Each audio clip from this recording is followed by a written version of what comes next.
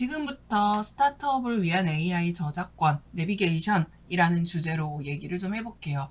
먼저 지난 시간까지 우리는 게임 산업에서 발생하는 저작권 분쟁, 캐릭터, 스토리 이런 것들, 각종 보호 절차와 그리고 개발자와 이용자의 저작권 인식이 어떤 역할을 하는지에 대한 좀 더 다른 실무적인 이야기를 해봤어요. 오늘 여기서 한 발 더 나가서 사회와 산업을 빠르게 변화시키고 있는 인공지능, 이 AI라는 기술이 게임 저작권에 어떤 영향을 미치고 이제 막 시장에 진입하는 스타트업들과 개발자들이 어떤 리스크에 대비해야 하는지 그런 얘기들을 좀 해보고 싶어요. AI가 창작 도구로 콘텐츠 제작 자동화 시스템으로 쓰이면서 저작권의 경계와 책임, 그리고 새로운 유형의 법적 이슈가 등장하고 있습니다. 오늘 강의에서는요, 바로 이 부분, AI가 게임 저작권에 미치는 영향과 또 미래 트렌드를 알아보고 새로운 환경에서 발생하는 저작권 논란의 실제 사례를 분석해보면서 올바른 개발을 또 이용을 위한 저작권 실무 스텝과 또 스타트업이 놓치기 쉬운 핵심 규정 가이드라인을 구체적으로 안내해 드려 볼게요. 자, 여러분들 각자가 만들어 놨던 다양한 아이디어와 또 수업을 하면서 포트폴리오로 정리하고 있었던 그런 기술들에 대해서 안전하게 성장할 수 있도록 또 지식재산권 시대의 필수 내비게이션을 함께 그려보는 시간이 되길 바랍니다. 본격적인 AI에 대한 얘기를 하기 전에요. 이 게임 제작 공정 안에서 AI가 어떻게 활용되는지 먼저 단계별로 좀 살펴볼 필요가 있을 것 같아요. 기획 단계에서는 실제로 우리가 수업 시간에도 AI를 활용하는 작업들을 많이 하죠. 스토리에 대한 아이디어를 생성할 때 아니면 컨셉 같은 것들을 제안을 할 때 보통 연출에 대한 보조 역할을 주로 담당을 하고 있습니다. 특히나 우리가 수업 시간에 주로 하는 것들은 스토리텔링에 AI를 활용해서 캐릭터에 대한 어떤 아크를 설계할 때, 세계관을 설정할 때 이런 부분들에 있어서 빠르게 생성을 도와주고 초안 단계에서 사실 아이디어를 검토하거나 비교하는 데 큰 도움을 줍니다. 최근 연구에서는 GPT-4와 같은 대형 언어 모델을 기반으로 게임 내 서사 구조를 자동으로 제안하거나 플레이어의 선택에 따른 분기형 스토리를 생성하는데 활용도가 아주 많이 활발하게 이루어지고 있죠. 그 다음에 디자인이나 개발, 이 개발을 통틀어가지고 우리가 디자인과 그리고 개발, 코딩하는 부분이라고 구별을 했을 때요. 디자인과 개발 안에서 사실 우리가 실제로 작업하는 영역은 아마 이 디자인 쪽의 영역이 조금 더 많을 것 같아요. 물론 개발에서도 코딩을 자동으로 생성해 준다든거나 하는 다양한 유니티나 언리얼 엔진을 이용해서 AI 플러그인들을 활용한 그 아트 리소스 생성 이런 것들도 가능한데요. 우리가 수업 시간에 주로 다루는 것들은 캐릭터라든지 배경이라든지 이 컨셉에 대한 부분들을 주로 다루고 있었죠. 근데 사실 이것보다 조금 더 딥한 얘기로 개발 쪽에서 AI의 활용에 대한 심도 있는 연구들이 많았어요. 음성 명령에 대한 부분들, NPC 행동 자동화 같은 것들. 그러니까 NPC가 스스로 학습하면서 플레이어가 예측 불가능한 몰입 경험을 제공해주는 그런 사례들이 최근에 다양한 연구를 통해서 밝혀지고 있죠. 그다음에 세 번째는 바로 이 출시 단계에서 즉 QA, 품질을 테스트하는 그런 단계에서 AI를 많이 활용을 하는데요. AI가 버그를 자동 탐지하고 테스트 케이스를 통해서 자동으로 생성하는데 이것을 주로 활용하고 있어요. 이 논문들 최근에 나오는 거 AI가 기존 QA 인력을 대체하는 것이 아니라 효율을 극대화하고 운영비를 줄이는데 아주 보조적인 역할을 한다. 이런 얘기들을 참 많이 하고 있어요. 그리고 마지막 운영 단계에는요. 게임이 출시된 이후에 플레이어가 어떤 행동을 하는지 행동 데이터 분석을 되게 많이 해요. 행동 데이터 분석을 통해서 결국에는 실시간으로 어떤 운영적 효율을 높이는지 그리고 어떻게 해야지 그 효율성을 높일 수 있는데 의사결정을 할 수 있는지에 대한 부분들을 기여를 하죠. 그러니까 AI 기반 추천 시스템을 통해서 결국 AI를 통해 아이템 구매 패턴을 분석한다든지 밸런스를 조절하는 데 사용한다는 것이죠. 혹시 여러분들 유비소프트라고 들어보셨을까요? 이 유비소프트의 라포지 연구소 사례를 좀 소개해드리고 싶어요.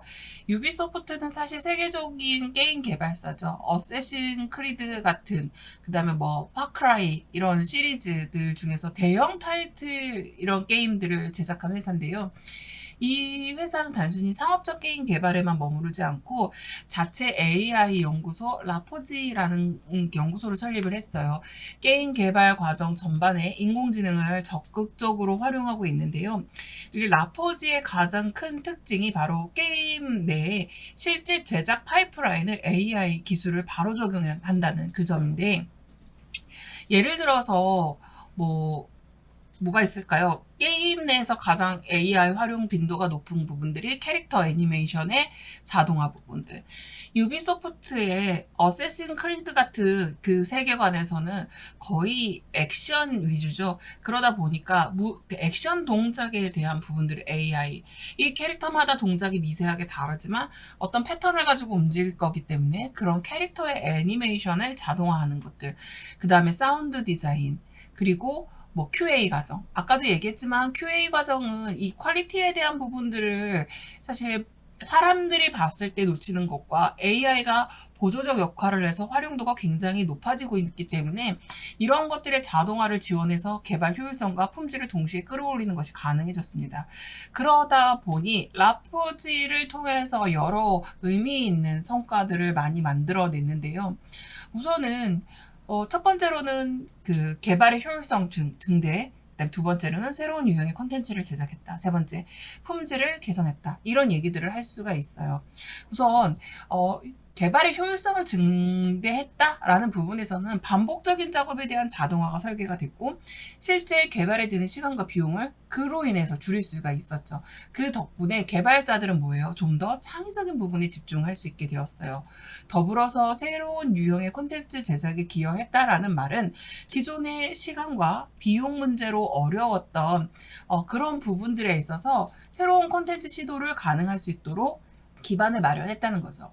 기존 방식이 어려웠던 독창적인 콘텐츠가 뭐가 있을까요? 예를 들어서 예측 불가능한 NPC의 행동, 동적 애니메이션. 이게 무슨 얘기냐면 NPC는 보통 스크립트가 짜져 있는 대로 움직여요. 그런데 NPC가 유저가 어떤 행동을 하는지 계속 학습하고 NPC와 나 사이에 유저 사이에 피드백을 계속 받다 보니까 유저는 이런 행동을 할 거야. 이럴 때 내가 이런 학습을 통해서 이런 경험치를 갖고 있으니까 익스포트, 아웃풋 되는 값들을 이런 식으로 대응하자. 그러니까 결국에는 유저한테 맞춤형인 NPC가 탄생하게 되는 거죠.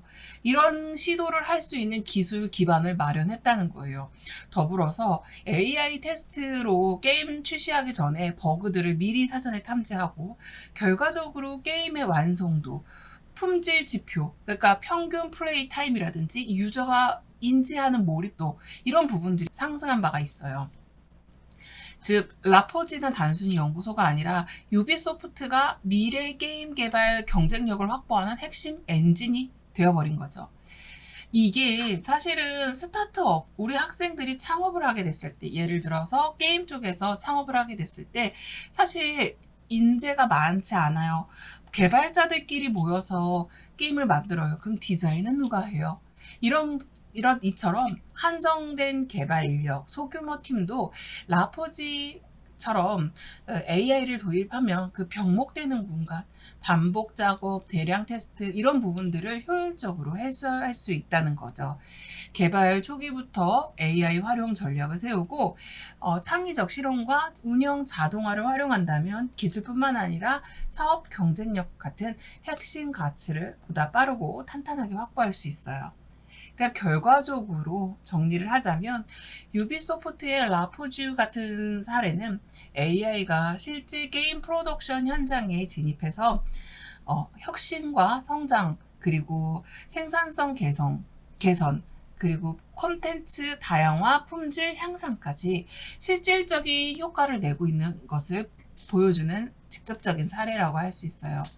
스타트업이나 중소기업도 이와 같은 전략적 도입이 사업의 성패와 성장 기회에 직접적인 영향을 줄 수 있다는 점을 눈여겨볼 필요가 있습니다. 유비소프트의 AI 연구소 라포주 사례는 글로벌 게임 산업에서 AI가 어떻게 실제로 성과로 이어지는지 보여주는 대표적인 사례라고 할 수 있어요.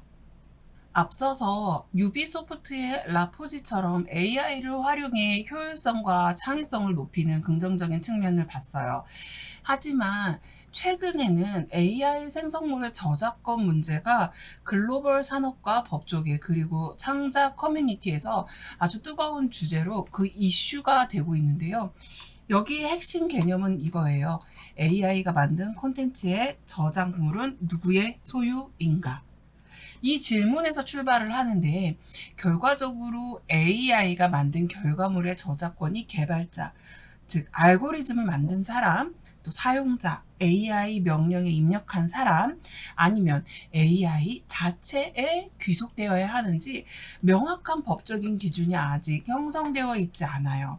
그러니까 실제로 산업에서는 산업 현장, 그 다음에 창작자, 플랫폼, 그 다음에 기업, 이 전체적으로 논의와 해석이 다르게 진행되고 있고 AI의 학습 활용의 그 데이터가 된 권리, 이 부분에 대한 출처의 투명성, 그리고 저작물의 저작권 귀속, 그리고 생성 과정에서 인간의 창작이 어느 정도 기여하고 개입이 되었는지 이것을 증빙하는 문제는 다양한 산발적 이슈가 끊임없이 발생하고 있어요.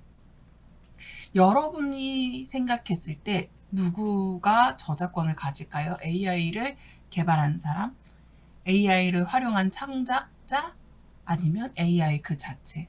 이게 사실 아직까지 그 명확한 답이 존재하지 않기 때문에 우리는 세 가지 차원에서 볼 수 있을 것 같아요. 첫 번째, 출처, 그리고 두 번째, 저작권, 그리고 인간의 개입 증명, 이 세 가지 차원에서 지켜볼 수 있는데 우선 첫 번째 출처 관리는 AI는 그 방대한 학습 데이터를 기반으로 콘텐츠를 만들어내고 있어요.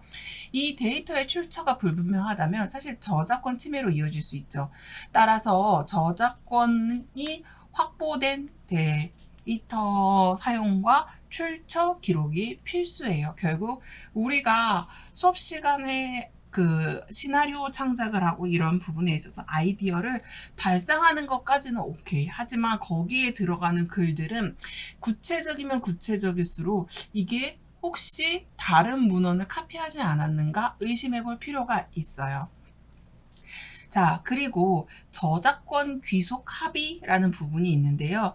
이 생성물의 소유권을 어떻게 정할 것인지 서비스 약관과 내부 규정을 통해서 미리 합의하는 과정이 중요해요. 예를 들어서 AI가 만든 이미지의 권리는 사용자에게 있다. 이런 식으로 우리가 공모전 같은 거 할 때 AI 사용하면 제가 워닝에 반드시 AI로 만들어진 이미지입니다 라고 노트하라고 하잖아요. 마찬가지예요. 이거는 AI가 만들었고 내가 창작했다기보다는 이 창작하는 과정에 개입된 사람입니다 라는 거를 밝히는 거예요. 그래서 인간이 개입을 증명하는 거, AI가 만든 결과물은 저작권으로 보호받기 어렵다는 입장이 많은데 결국 그에 따른 인간이 AI에 만든 결과물의 어떤 창작적인 기여, 정보를 수집했다든지 편집을 했다든지 이런 기록들을 반드시 저작권 주장의 근거가 될 수 있기 때문에 노트해 놓는 게 바람직합니다. 우리가 여기에서 되게 조심해야 되는 것 중에 하나가요. AI 자체는 스스로 어떤 오브젝트들이나 어떤 결과물들에 대해서 생성하지 않아요. AI는 학습된 데이터 자체로 그걸 가공해서 아웃풋을 내는데 결국에는 AI 학습 데이터 자체의 합법성에 대한 부분들을 우리가 고민하지 않을 수 없습니다. 핵심 문제는 AI가 방대한 데이터셋을 학습할 때 저작권의 명시적 허락 없이 저작물을 수집 활용한다면 저작권 침해가 될 수 있다는 거죠. 그러니까 결국 실제로 공개 이미지, 텍스트, 음악 등 다수가 인터넷에서 무단으로 모여져서 사용되고 있기 때문에 이에 대한 저작권자들의 법적 문제를 제기하는 사례가 증가하고 있어요. 저작권법상 저작물의 무단 복제와 이용은 명백한 불법 행위라는 거 우리가 앞서 배웠죠. 라이선스 계약 없이 데이터셋을 학습하면 이건 법적 소송에 휘말릴 수 있고 서비스 중지 및 손해배상으로 이어질 수 있어요. 우선 여러분들이 AI가 저작권 침해가 가능한 데이터셋이 어떤 종류가 있는지를 이해하는 것도 의미가 있는데, 저작권 하면 우리가 제일 먼저 떠올리는 게 바로 이미지예요. 그리고 텍스트 우리 사실 글쓰기 할 때 조심해야 되는데 학생들은 그냥 AI가 만들어줬으니까 창작물이야 라는 생각을 할 수 있어요. 하지만 그렇지 않아요. 거기에다가 음악 등을 포함한 사운드, 사실 이런 것들도 만약 저작권 동의 없이 학습에 이용을 했다면 저작권 침해 문제가 될 수 있죠. 실제로 해외에서는 AI 이미지 생성 서비스가 유명 화가들의 작품 스타일을 무단으로 학습했다는 이유로 소송에 휘말린 사례도 있어요. 그러니까 결과적으로 AI가 만든 결과물은 단순히 창작물인지 아니면 무단 복제에 가까운 변형물인지 이게 법적 분쟁의 핵심이 됩니다. 자, 그리고요. 법적인 부분에 있어서의 쟁점은 출처 불명확성이에요. 방대한 데이터를 크롤링하는 과정에서 어떤 데이터가 학습에 쓰였는지 출처로 확인하기 어려운 경우가 많아요. 출처도 모르는데 저작권자의 명시적 허락이 없이 그냥 학습이 되었다면 이 저작권자가 손해배상 청구하는 건 너무 당연한 거죠. 거기에다가 대규모 음악 데이터나 이미지 데이터셋을 활용한 경우는 여러 저작권자가 동시에 집단 소송을 할 위험도 있다는 거예요. 그 디즈니의 사례를 좀 소개를 시켜드려 볼게요. 미키마우스가 1928년도에 스팀보트 윌리라는 작품에 미키마우스라는 캐릭터를 등장을 했어요. 미국 저작권법에 따라서 해당 초기 버전의 미키마우스는 2024년 1월부터 퍼블릭 도메인으로 전환이 됐어요. 디즈니는 여전히 후속 버전의 미키, 현대적인 이미지의 그 미키를 상표권, 우리가 트레이드마크라고 얘기하는 상표권을 통해서 계속 캐릭터를 보호하고 있어요. 그러니까 결과적으로 흑백 버전의 그 디즈니의 캐릭터는 미키마우스는 사용할 수 있지만 현재 우리가 아는 미키는 보호 대상이에요. 이게 겨울왕국이라든지 라이온킹 이런 것들도 마찬가지로 모두 저작권과 상표권으로 강력하게 보호가 되어 있는데 옛날에는 사실 무단으로 사용한 사례가 많죠. 엘사 캐릭터를 테마파크나 상품에 사용한 경우 상표권 침해, 저작권 소송 제기가 돼요. 자, 그런데 퍼블릭 도메인이라는 얘기를 했어요. 스팀보트 월리라고 하는 흑백 미키마우스 같은 애들은 저작권이 만료되는 컨텐츠로서 AI가 학습이나 합성에 자유롭게 사용이 가능해요.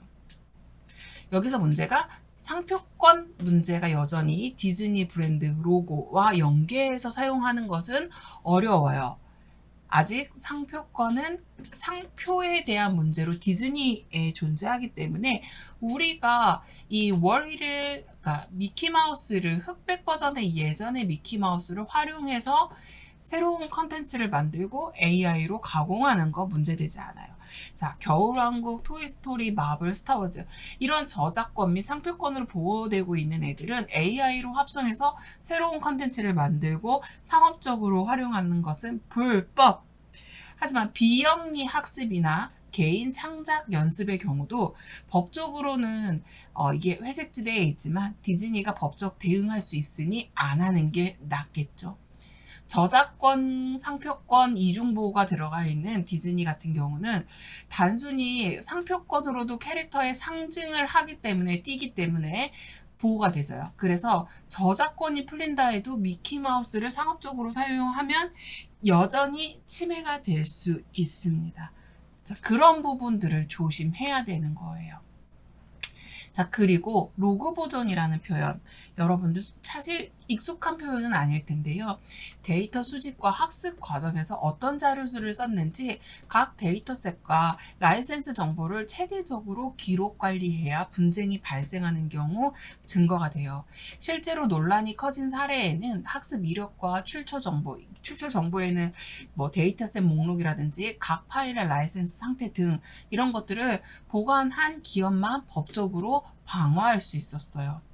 그리고 옵아웃이라는 표현 여러분들 들어본 적 있을까요? 옵아웃이라는 표현이 사실 예외 처리, 우리가 가끔 회원 같은 거 가입할 때 자, 선택지를 줘요. 원래는 다 자동으로 그걸 모두를 선택해야지 할 수 있는데 예외로 자 우선 자동으로 포함된 상태인데 네가 이걸 클릭하면 원하지 않으면 안 하겠다라고 표시해도 돼 하는 게 옵아웃이에요. 옵인은 무조건 동의 체크하는 거예요. 자 그럼 반대로 옵아웃이라는 절차가 있는데 이 옵아웃 절차가 지금 우리가 저작권자가 자신의 저작물 사용을 거부할 경우 AI 학습에 해당 자료를 즉시 제외시킬 수 있는 시스템과 절차를 사전에 준비해야 된다는 얘기를 하는 거예요. 글로벌 규제 동향에 맞게 데이터 삭제 또는 보류 처리를 신속하게 할 수 있도록 미리 사전에 정보 이용 내지는 이런 정책 같은 것들에 대한 그 수립과 공지 이게 굉장히 중요하다는 거죠. 그러니까 결과적으로 AI 데이터 학습, 수집 에서 법적 보호를 받기 위해서는 데이터의 출처와 라이센스 관리, 학습 로그 보관, 그리고 출처에 따른 저작권자의 요구, 그거의 예외 처리가 가능할 수 있도록 기본적이고 필수적인 요소를 세팅을 해놓는 게 반드시 필요하다는 거죠. 이런 절차는 스타트업뿐만 아니라 대형 플랫폼에서도 필수적이에요. 그렇기 때문에 이런 부분들에 대한 기준을 기업이 미리 내지는 우리 프리랜서가 될 수 있는 우리 여러 작가님들, 미래의 꿈나무들은 이런 부분에 대해서 법적 규제가 강화될 것을 예상하고 초기에 작업 초에 미리 기획하면서 이 모든 것들을 준비해 놓는 게 가장 효과적입니다.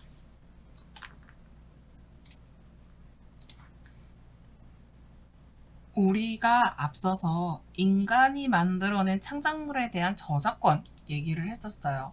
자, 근데 AI가 만든 생성물도 저작권이라는 것들이 있겠죠. 법적으로 가장 중요한 기준은 사실 인간의 창작성이에요. 저작권법상 저작물로 인정이 되려면 반드시 인간의 사상이나 감정을 표현하는 창작적 결과여야 하며 현재 전 세계 대부분의 국가에서 AI가 독자적으로 만든 생성물, 그러니까 즉 프롬프트만 입력해서 나온 이미지, AI 스스로가 출력한 텍스트, 이건 저작권으로 인정하지 않고 있어요. 다시 말해서 AI 생성물이 저작권 보호를 받으려면 인간이 AI를 도구로 활용하되 프롬프트 설계, 그다음에 결과 선별, 수정 편집 이거에 대한 명확한 창작적 개입이 있었음을 기록해야 되는데요. 어느 한 부분이 인간의 창의성에 기반한 것인지 그 내용을 남기고 필요시 이를 자료로 삼아서 저작권을 주장할 수 있어요. 실무에서 권리 귀속 설계를 할 때 세 가지 포인트가 되게 중요해요. 첫 번째, 인간의 개입에 대한 기록. 두 번째, 공동 저작자 처리. 세 번째, 사내 가이드라인 수립. 자, 이 얘기라는 거는 이 세 가지 얘기가 결국에 사람의 개입을 보겠다라는 거잖아요. 자, 첫 번째, AI 툴 사용 과정에서 창작자, 개발자나 기획자나 디자이너나 어떤 의도와 판단으로 프롬프트를 생성했고 생성된 결과 중에 무엇을 어떻게 수정, 편집, 선택했는지가 구체적으로 담겨 있는 게 중요해요. 결과물로는 작업 과정을 문서화하고 내부 검토 도제 시스템 속에서 어디서부터 인간의 창작성 요소가 가미되었는지 명확하게 해야 돼요. 그러니까 우리가 학교에서 과제로 AI를 이용해서 시나리오를 만든다고 했을 때 100% AI한테 의존을 하면 창작물로 인정받을 수 없다는 얘기예요. 그러면 학생들이 개입을 했을 때 어떤 개입을 했는지, 어떻게, 어느 타이밍에 이건 맞다, 이건 틀리다, 나는 이런 의도였다, 아니다라는 것들을 노트했는지, 챗GPT 같은 경우는 주고받은 대화를 채팅 형식으로 기록하기 때문에 증빙할 수 있겠죠. 이런 기록물들이 명확하게 제시해야지 이게 창작물로서의 권리를 인정받을 수 있는 거예요. 공동 저작자 처리도 마찬가지예요. AI를 보조 도구로 활용하고 인간이 실제 창작을 책임질 경우 개발, 디자이너, 사용자 등 AI 생성물은요, 창작적 권리와 책임이 명확히 규정된 내부 방침을 마련하는 게 필요해요. 프리랜서들도 마찬가지예요. 프롬프트 설계, 결과 선택, 수정, 이것들에 대해서 어떤 역할을 분장을 하고, 그리고 내가 이 작업을 했는지에 대한 설계 가이드라인을 갖추고 있어야 돼요. 또한 회사에서는 직원 교육을 통해서 이와 같은 프로젝트를 진행할 때 AI에 의존적으로 사용하는 것은 리스크가 높다라는 인식을 실질적으로 교육을 시켜야 되고, 이런 부분들이 나중에 발생할 분쟁을 예방할 수 있어요. 자, 정리를 하자면은요, 결국 법적으로 보호를 받으려면 창작물의 출발점이 모두 인간에게 있다라는 거, 그리고 그 사실을 투명하게 기록하고 관리하는 게 필수라는 거, 우리 내부의 가이드라인과 공동 창작 계약과 관련된 체계 등 이런 것들을 대응할 수 있도록 실무적인 분쟁 예방하는 환경을 조성하는 게 필수라는 부분, 여러분들 잊지 말고 기억해 주셨으면 좋겠어요. 이 사건 하나를 소개시켜 드릴게요. 이게 AI 생성물 저작권 미등록 거부 사례인데요. 미국의 한 작가가 자리아 오브던이라는 만화를 창작했어요.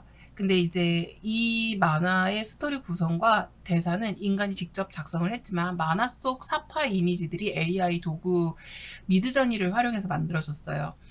저자는 이를 미국 저작권청에다가 저작권 등록 신청을 했어요. 텍스트와 서사 구조는 인간 창작물로 인정을 하면서 저작권 등록을 허용을 했어요. 그런데 AI가 단독으로 생성한 이미지 부분은 저작권으로 보호할 수 없다고 판정했어요.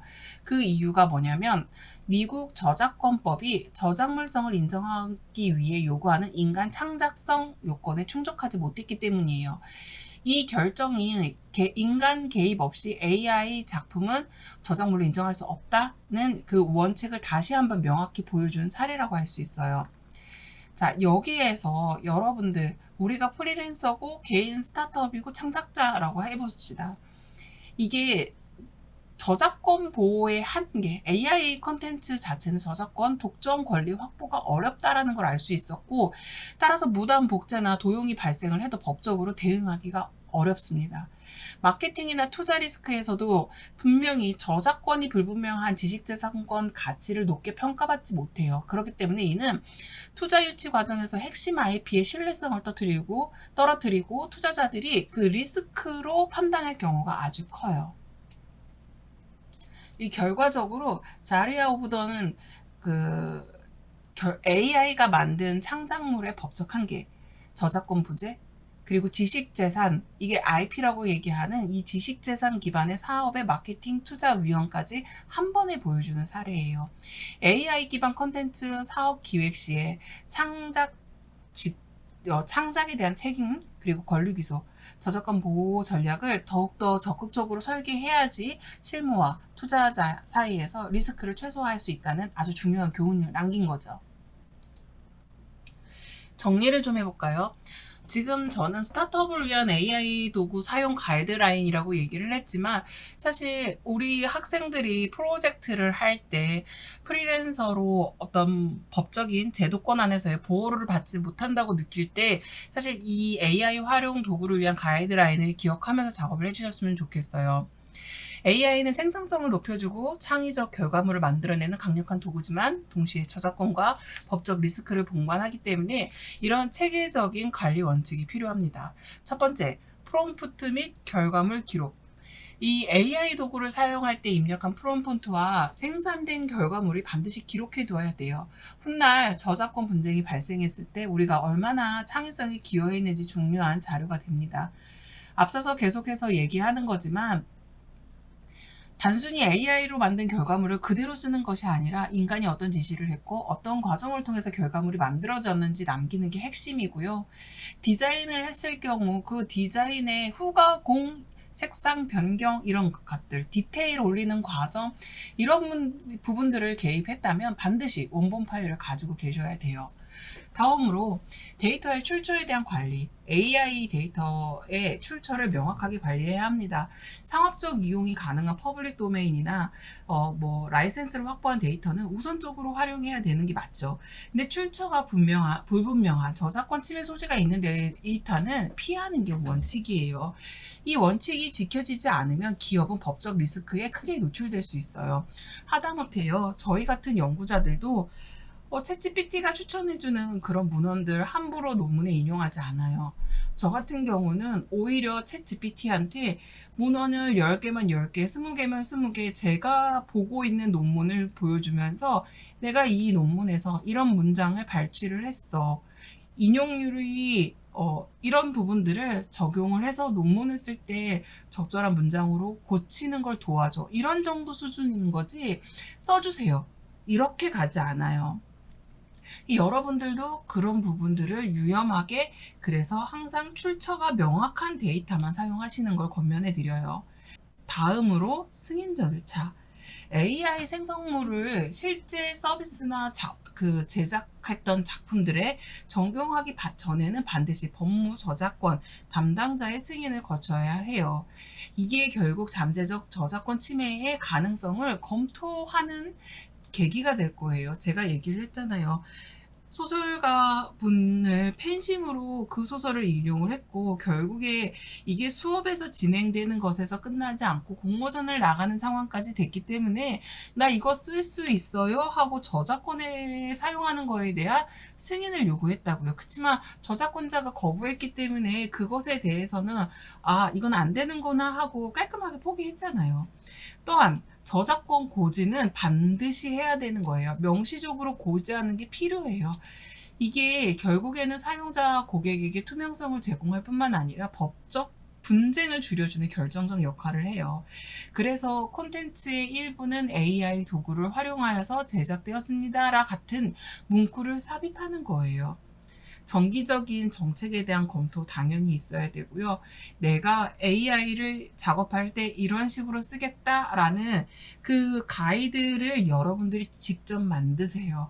물론 내가 만든 건데 누가 뭐라 하겠어 이렇게 얘기하면 할 말이 없지만 후에 나는 이런 원칙을 가지고 작업했습니다 라는 게 소송에 갔을 때 근거 자료로 활용될 수 있습니다. 자, 이제 간단하게 정리를 하면서 마치도록 하겠습니다. 오늘 강의에서는요, AI와 저작권이라는 아주 중요한 주제를 살펴봤어요. 첫째로 AI의 영향에 관한 건데, AI는 게임 제작을 비롯한 디지털 콘텐츠 산업의 혁신적인 변화를 만들어내고 있는 건 부정할 수가 없죠. 그러나 동시에 저작권 귀속 문제와 학습 데이터의 법적 쟁점도 같이 발생한다는 점을 확인했습니다. 더불어서 AI가 생성한 콘텐츠는 모두가 저작물로 인정받을 수는 없어요. 학습 데이터의 합법성 확보가 핵심 과제랍니다. 특히 미국 저작권청의 사례처럼 저작권 등록이 거부된 경우는 앞으로도 중요한 참고 지점이 될 거라고 생각해요. 그런 부분에 있어서 AI의 사용은 리스크가 있다는 점을 사용자들은 항상 인지해야 해요. 또 원작자와 제2 창작자 간의 권리 구조를 명확하게 이해하고 계약을 할 때 분쟁을 예방할 수 있는 조건들을 미리 설정해 주는 게 필수적이라는 거. 여러분들이 스타트업이든 학생이든 기업이든 이건 모두에게 해당하는 거예요.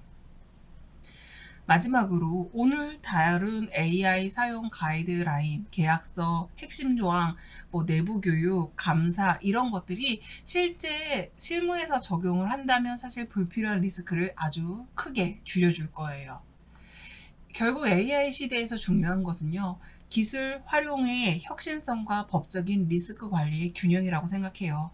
창의적인 성과를 AI로 확장하되 저작권과 데이터법 합법성의 문제를 간과해서는 아니 됩니다. 여러분이 앞으로 게임, 미디어 혹은 디지털 콘텐츠를 기획하고 제작할 때 오늘 배운 내용을 꼭 기억해 주시길 바랍니다. 자, 여기까지 공부하느라 고생 많으셨어요. 수고하셨습니다.